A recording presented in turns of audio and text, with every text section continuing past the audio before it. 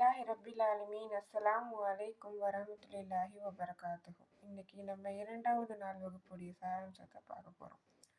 அல்லாஹ் குரானை பற்றி பேசும்போது சொல்கிறான். அதாவது 2வது அத்தியாயம் 185வது வசனம். ரமலான் மாதம் எத்தகைய மகத்துவம் உடையது என்றால், அதில்தான் மனிதர்களுக்கு நேர்வழி காட்டும் திருக்குரான் என்னும் வேதம் இறக்கப்பட்டது. அது நன்மை தீமையை பிரித்தறிவித்து நேரான வழியை தெளிவாக காட்டிக்கூடிய வசனங்களை உடையதாக இருக்கிறது. அல்குரான்ன்றது மனித வாழ்க்கை பயணத்துடைய ஒரு நேர்வழி காட்டி. அது நமக்கு ஒரு கைடு மாதிரி.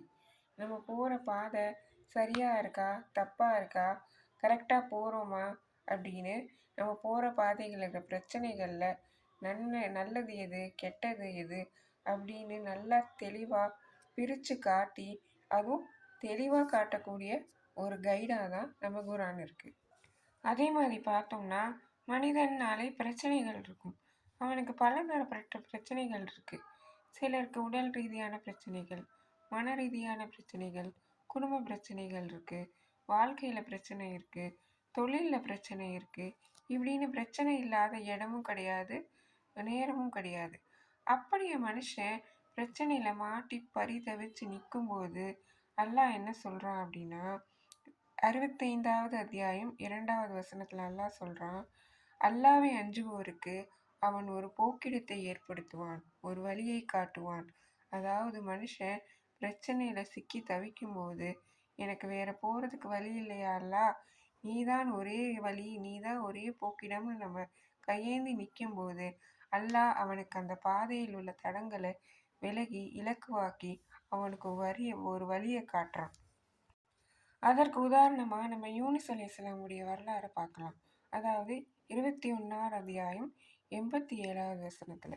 இந்த வசனத்தில் அல்லாஹ் சொல்லுவான், அதாவது யூனுஸ் நபி அல்லாஹ்ட்ட கோச்சிட்டு போயிடுவாங்க. போய் என்ன பண்ணுவாங்க, ஒரு கடலில் குளித்து ஒரு மீனோட வயத்தில் சிக்கி மாட்டிக்குவாங்க. அங்கே ஒரே இருள் சூழ்ந்ததாக இருக்கும். அப்போ மாட்டிக்கிட்டக்கோன்னு அவங்க தான் தவறை உணர்ந்து அல்லாஹ் கிட்ட கையேந்தி இதுவாக கேட்பாங்க. அதாவது லா இலாஹ இல்லா அன்தும் சுப்ஹானக இன்னி குன்து மினல் ஸாலிமீன். இறைவனே, உன்னை தவிர வணக்கத்துக்குரியன் யாரும் இல்லை, நீ தூயவன், நான் அநீதி இழைத்தோரில் ஆகிவிட்டேன் என்று இருளிலிருந்து அவர் அழைத்தார். அப்போ தன்னுடைய தவறை உணர்ந்து அவர் பரிதவித்து நிற்கும்போது அல்லாஹ் அவருக்கு உதவி செய்தான். இதே மாதிரி தான் ஒவ்வொரு மனிதனும் தன்னுடைய பிரச்சனைகளை அல்லாஹ் நிறைவேற்றி வைப்பான்னு அல்லாஹ் கிட்ட கையேந்தும் போது அவனோட அனைத்து பிரச்சனைகளும் தீரும். அதற்கு ஒரு வழியாக தான் இந்த அல்குரான் இருக்குது. அதாவது 10வது அத்தியாயம் 57வது வசனத்தில் அல்லாஹ் சொல்கிறான், மனிதர்களே, உங்களுக்கு உங்கள் இறைவனிடமிருந்து அறிவுரையும் உள்ளங்களில் உள்ளதற்கு நோய் நிவாரணமும் நம்பிக்கை கொண்டோருக்கு நேர்வழியும் அருளும் வந்துவிட்டது. அப்போ இந்த அல்குரான அல்லாஹ் ஒவ்வொரு மனுஷனுக்கும் ஒரு அறிவுரையாகவும் அவன் உள்ளத்தில் இருக்க அழுக்குகளுக்கும் நோய்களுக்கும் பிரச்சனைகளுக்கும் ஒரு நிவாரணமாகவும் அவனுக்கு ஒரு நேர்வழி காட்டக்கூடிய அல்லாஹ்விடம் இருந்து வரக்கூடிய பெரிய அருளாகவும் இந்த அல்குரான் திகழ்கிறது. அப்படி அல்லாஹ் எல்லா நோய்களுக்குமான தீர்வா, எல்லா பிரச்சனைகளுக்குமான தீர்வா இந்த அல்குரானை இறக்கியிருக்கான். நம்ம கையில் இந்த குரான் பல ஆண்டுகளாக இருக்குது. பல சமுதாயங்கள் இதில் பயன்பெற்றும் இருக்குது, வெற்றி பெற்றும் இருக்குது. ஸோ நம்ம வாழ்க்கையில் வெற்றி பெற்ற சமுதாயமாக பல சமுதாயங்கள் இருக்குது. அதே மாதிரி இது குரானிய மாற்றம். இந்த குரானை நம்ம கடைபிடிச்சிட்டோம் அப்படின்னா வெற்றி நிச்சயம் அப்படின்றதுக்கான ரோல் மாடலாக பல மனிதர்கள் இருந்துட்டு போயிருக்காங்க. அதற்கு முக்கியமான உதாரணம் தான் சஹாபாக்களோட வாழ்க்கையில் வராத பிரச்சனைகளே இல்லை. அவங்க திருக்குரான அல்லாஹ்வுடைய வசனத்தை கடைபிடிச்சாங்க, அதில் வெற்றியும் கண்டாங்க, பல வெற்றிகள் அவங்க வெற்றி கூச்சாங்க.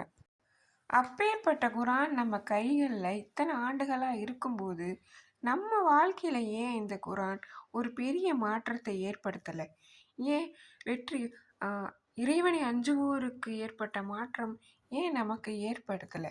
அப்போ மாற்றம் ஏற்படுத்தணும் அப்படின்னா பிரச்சனை நம்ம குரானை ஓதுறதுலையோ படிக்கிறதுலையோ இல்லை, அதை எப்படி அணுகணும் அப்படின்றது நமக்கு தெரியலை. அப்போ மாற்றம்ன்றது யாருக்கு கிடைக்கும், யாருக்கு கிடைக்காது அப்படின்றத நம்ம புரிஞ்சுக்கணும். அப்போ மாற்றம் வேணும்னு நினச்சோம் அப்படின்னா நம்ம உள்ளம் தூய்மையாக இருக்கணும். அல்லாஹ் என்ன சொல்கிறான்? 50வது அத்தியாயம் 37வது வசனத்தில், எவருக்கு பரிசுத்தமான உள்ளம் இருந்து ஒருமைப்பாடான மனத்துடன் செவிசாய்க்கிறாரோ அவருக்கு நிச்சயமாக இதில் நல்ல படிப்பினை இருக்கிறது. அப்போ குரானிய மாற்றம் தேவை, நம்ம உள்ளத்தில் குரான் வாங்கணும், உள்ள இறங்கணும் அப்படின்னா முதல்ல உள்ளம் பரிசுத்தமாக இருக்கணும். அழுக்கல்கள் நிறைஞ்சு ரொம்ப இறுகின மனசாக இருக்கக்கூடாது. அதுக்கு உதாரணமாக என்ன சொன்னாங்க அப்படின்னா, நம்மக்கிட்ட ஒரு ஃபோன் இருக்குது. இப்போ புதுசாக நம்மக்கிட்ட ஒரு ஃபோன் இருக்குது, ஒருத்தர்கிட்ட பேசுகிறதுக்காக நம்ம ஃபோன் வாங்கியிருக்கோம். அந்த ஃபோனில் டவர் இருக்குது, சார்ஜ் இருக்குது, எல்லாமே இருக்குது, எந்த பிரச்சனையும் இல்லை. அதே மாதிரி ஒருத்தர் நமக்கு கால் பண்ணுறாங்க, ஆனால் கால் நமக்கு எடுக்கலை. என்ன அது? ஃபோனை பார்க்குறோம், சார்ஜ் இருக்கா, பேட்ரி தீர்ந்து போச்சா, இல்லை டவர் இருக்கான்னு பார்க்குறோம், எந்த பிரச்சனையும் இல்லை. ஆனால் கடைசியில் பார்த்தா ஃபோன் ஏரோப்ளேன் மோடில் இருக்குது. அப்போ ஏரோப்ளேன் மோடில் இருந்தால் நம்மளாலையும் மற்றவங்கள ரீச் பண்ண முடியாது, மற்றவங்களாலையும் நம்மளை ரீச் பண்ண முடியாது. இது மாதிரி தான் நம்மக்கிட்ட உள்ளம்ன்றது இருக்குது. உள்ளன்றது அல்லாஹ் எல்லாத்துக்கும் கல்வி கொடுத்துருக்கான், அது உள்ளே துடிச்சிக்கிட்டு இருக்கு. ஆனால் குரான் அந்த உள்ளத்துக்குள்ளே இறங்கலை. ஏன் இறங்கலை? நம்ம எல்லாரும் உள்ளத்தை பூட்டி வச்சுருக்கோம். அப்போ குரான் உள்ளத்துக்குள்ளே இறங்கி அது நமக்கு தாக்கத்தை ஏற்படுத்தி நம்ம வாழ்க்கையில் மாற்றத்தை கொண்டு வரணும் அப்படின்னா உள்ளம் ஃபஸ்ட்டு திறக்கப்படணும். அப்போ குரான்றது என்ன அப்படின்னா, அல்லாஹ் குரான் மூலயமா பல உண்மையான தெளிவான சான்றுகளை கொண்டு நமக்கு வாழ்க்கைக்கான பிரச்சனைகளுக்கான தீர்வையும் நமக்கு ஒரு ஒளியையும் எல்லாம் ஏற்படுத்துகிறான். அதாவது 4வது அத்தியாயம் 174வது வசனம், மனிதர்களே, உங்கள் இறைவனிடமிருந்து தெளிவான சான்று உங்களிடம் வந்துவிட்டது, மேலும் உங்களுக்கு தெளிவான ஒளியை இறக்கியுள்ளோம். அல்லாஹ் குரானை ஒரு ஒளின்னு சொல்கிறான்.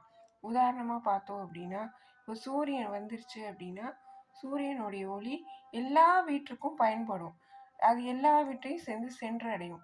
ஆனால் இப்போ நம்ம வீட்டை நல்லா சாத்தி மூடி வச்சுக்கிட்டோம் அப்படின்னா, மூடி வச்சுட்டு எனக்கு சூரிய ஒளியே கிடைக்க மாட்டேங்குது அப்படின்னு நம்ம சொன்னால் எப்படி இருக்குமோ, அது மாதிரி தான் இப்போ நம்ம எல்லாரும் நம்ம உள்ளத்தை திறந்த நிலையில் வைக்காமல் மூடி வச்சுக்கிட்டு இருக்கோம். அதனால தான்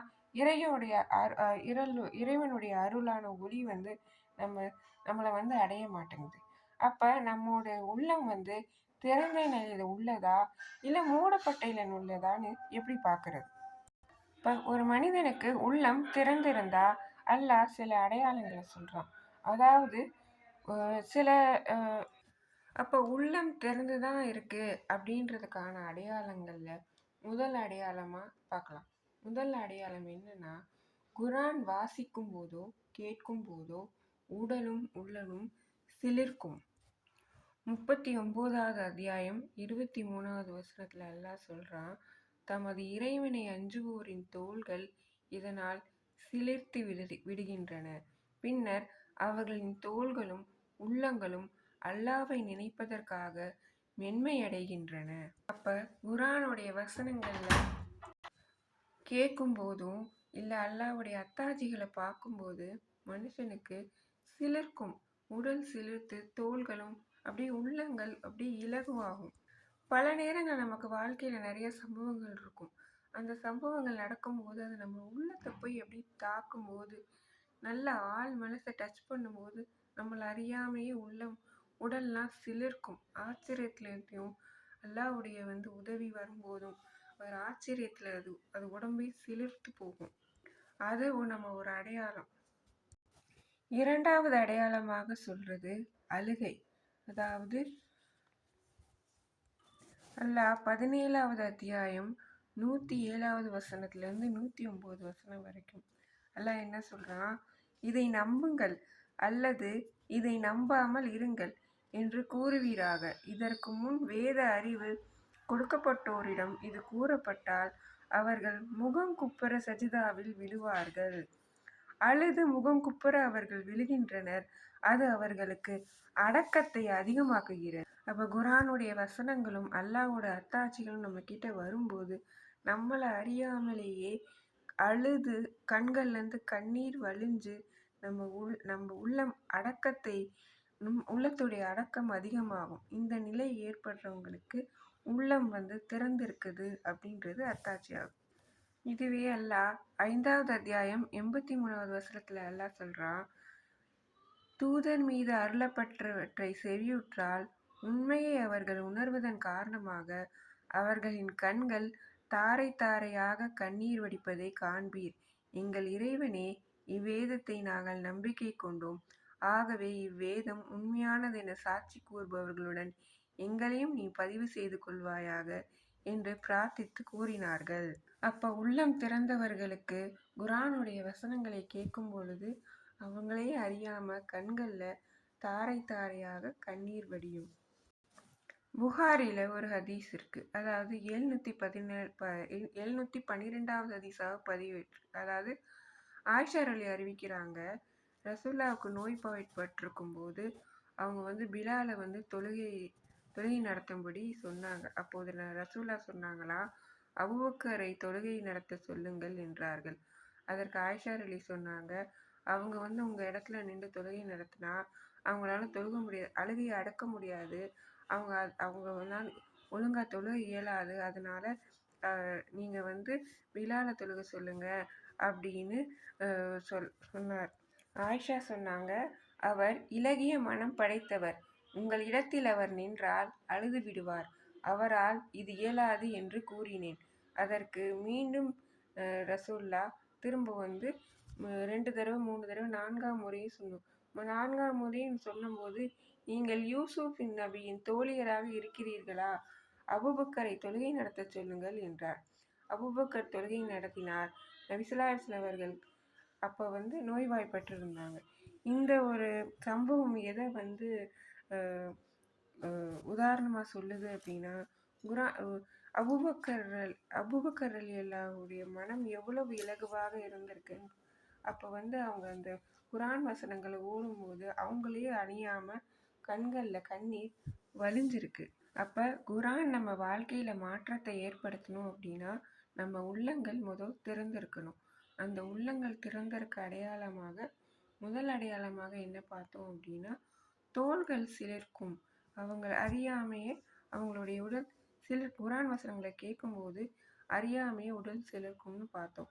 2வது அடையாளமாக என்ன பார்க்குறோம் அப்படின்னா, குரான் வசனங்கள் ஓதப்படும் போது அவர்கள் அறியாமையே அழுகை வரும்.